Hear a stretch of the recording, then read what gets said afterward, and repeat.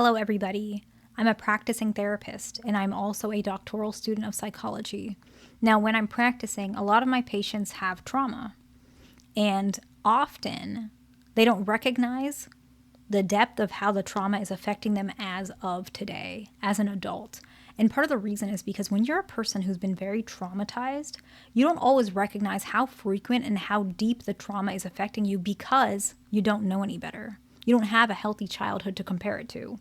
And so while you may be aware that you've been traumatized, that you come from a history of abuse from your family, you don't realize all the little ways that you've been neglected and mistreated.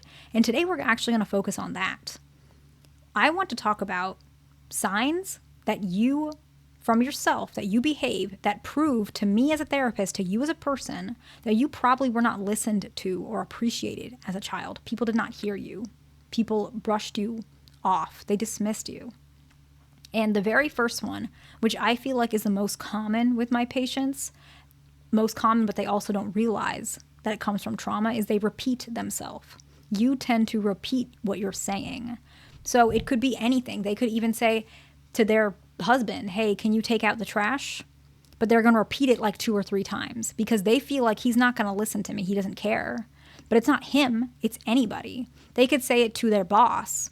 Hey, I'm just letting you know I'm going to finish my presentation at this time. They might say it 2 or 3 times just to make sure, because they're so used to being brushed off. They're so used to their boundaries being crossed that they have to repeat it several times because they feel very strongly deep inside. They don't even realize it. Some people don't even think this is a bad thing, but it comes from trauma. They don't realize that they feel like the first time is not enough.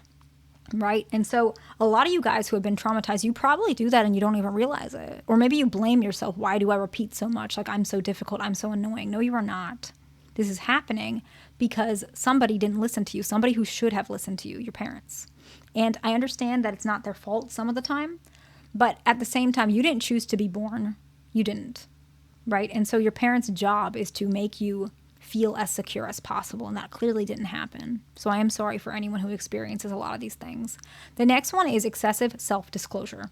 I think a lot of people know this comes from trauma, but we're still going to put it in there. Sometimes you share too much personal information, and honestly, it stems from the need to be listened to, right? To be heard, right? We were just saying, how do you know you weren't listened to? Well, you're still searching for it as an adult. You're still looking for somebody to connect with you. You're trying to move past the neglect, actually. Your mind, subconsciously, in your subconscious, you're trying to overwrite the neglect. We're trying to meet those needs as soon as you can without recognizing, because your parents didn't teach you these things. It's not your fault. But you didn't recognize when is the right time to share. You don't realize it because your parents should have known personal things about you, but they probably didn't. They probably didn't look at who you really are and how you operate in that space. And so you're trying to find that, and you don't even realize where it belongs. And that's not your fault. So I'm not picking on you all. If anything, I want you guys to not blame yourself if you do this. It's okay. You're human. It's not a bad thing. You were hurt, right? The next one is more like in a conversation setting, so this one is specific to conversation settings, is you may talk continuously, very fast, or you might feel driven with anxiety in a conversation. And when you source it, it's because you feel uncomfortable with silences. And why? Why do you feel uncomfortable with silences? Because when there was a silence in your family in the past, it's likely that whatever you said was not heard. They didn't care. And so you want to make sure I'm heard, I was listened to, and so that's why you talk very anxious. You don't want to hear that silence because that means they don't have a response. It's not valuable. They don't really care what you're saying. You don't want to remember that. You don't want to believe that that's true. You don't even want to feel it, hear it. And so there's a part of you that's avoiding experiencing that again, and I don't blame you. The next one is actually, interesting enough, it is very common. And sometimes you won't see it when you're in middle school or even high school, but you start seeing it more commonly showing up as an adult. Not all the time, but this one is common, and that is that you are seen or perceived by other people as argumentative. Your parents might have even said you're argumentative. Now, why? Why is this something that happens when you weren't listened to? What is a source of argumentative? It's, I have an opinion and I'm not going to let anybody tell me otherwise. I'm going to fight for my opinion. But that's great. That's great that you feel that way, but why do you feel like you have to fight for your opinion? Is it because nobody's listening? Well, that's probably what it is. So you're not actually argumentative. Or if you want to call it, sure. But it's not a bad thing. No one listened to you.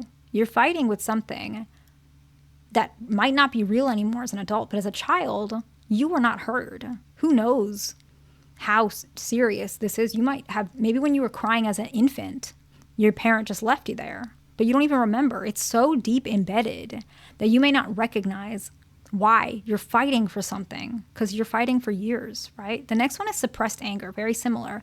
And you may see this come out as passive aggressiveness or extreme sensitivity to situations that require emotional expression, because deep inside, the emotion you might have is anger or something intense, but you're not allowed to feel that way because you're going to be dismissed and brushed off.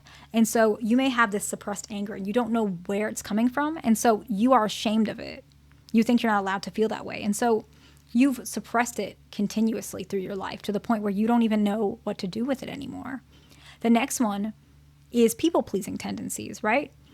Individuals, adults, who basically had to accommodate as a child to others, they often tend to, because you weren't listened to. And so when you're not being listened to, you're technically accommodating to another person disrespecting you. And so you might see that in your adulthood as well.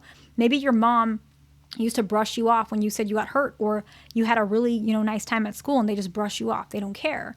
You're starting to realize, okay, my feelings don't matter, but in order for my mom to feed me and love me and take care of me, I kind of have to adjust myself to please her. And so you realize that's how connections are built. You think that's how connections are built. You're doing that.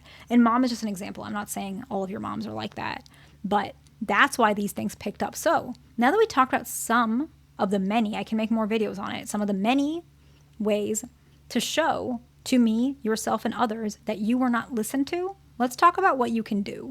Okay. So the very first one, which I think is one of the most important ones, and I think it's hard, but I think it's imperative, is I want you to acknowledge that your behaviors are coming from being neglected. Do not blame yourself, because that doesn't help. It doesn't help anybody. Don't say, why am I such a people pleaser? Why am I X, Y, and Z? Or I'm such a, angry person all the time. I don't want you to do that. You can label it if it helps you, but don't say it in a way where you're blaming yourself, because that's not where it belongs. We don't even need to use the word blame. Where does it come from? Just logically, where's the source? It comes from the fact that you can even look at memories that you have. Maybe dad said, don't show your feelings. Or maybe you were made fun of by your siblings, that you're not allowed to have feelings and your parents never stopped them. And so you want to acknowledge where these behaviors are actually coming from. And I want you to do that because it'll help you to realize and heal that this was not supposed to happen. And so you don't have to be fighting this thing all the time because you think that's what life is. I have to fight to be heard. You can recognize, no, I don't have to fight to be heard. No one should have to fight to be heard. I unfortunately had to as a child because I was neglected, because I was abused, because I was mistreated, whatever your situation is. Tell yourself the truth. The next one is realize that your parents deny your needs, whether on purpose or not, for belonging. Recognize that you didn't feel like you belonged. Admit that. But that doesn't mean that you don't belong. It just means that your parents didn't do what they were supposed to do to make you feel that way. So don't put the burden on yourself. That's not your burden. Remember, you didn't choose to be born, okay? The next one is pay attention to ways that you abandon yourself daily and make it a point to reduce those behaviors. Practice makes perfect, okay? Example could be, why am I such a people pleaser? What's wrong with me? How come I can't be confident like X, Y, and Z? That doesn't help. You're abandoning who you are. You are not that person. I don't know what happened to them. And maybe they had a good family and they're lucky and they're blessed. But you are not in such a situation. But that doesn't mean you're wrong. Pay attention. You abandon yourself. You're a people pleaser because why? Because X, Y, and Z happened to me. I don't want to be a people pleaser, but I can at least respect why I had to do this. And so next time, instead of saying I'm a people pleaser, don't abandon that about yourself. Show up. I'm a people pleaser. I can understand that, but I'm going to try and not do that so I can show up for myself. I don't need to please other people because I didn't deserve to be neglected. I don't need to neglect myself for others. I can be myself. Okay? The next one, and this one can be tricky, but be patient with yourself. Slowly get comfortable with speaking up for yourself, including your opinions, right? Get comfortable with it. You don't need to fight for it. Speak just in general.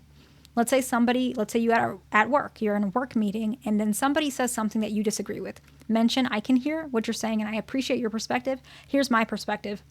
I did this X amount of research and I'm feeling pretty confident in this approach. I want us to try this as well. What do you think we can do? How can we meet in the middle? You spoke up for yourself.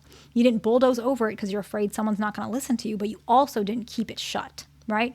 And the very last one, and please, y'all, folks, I think everyone knows this, but it is very important. There's a reason. Get more comfortable with saying no.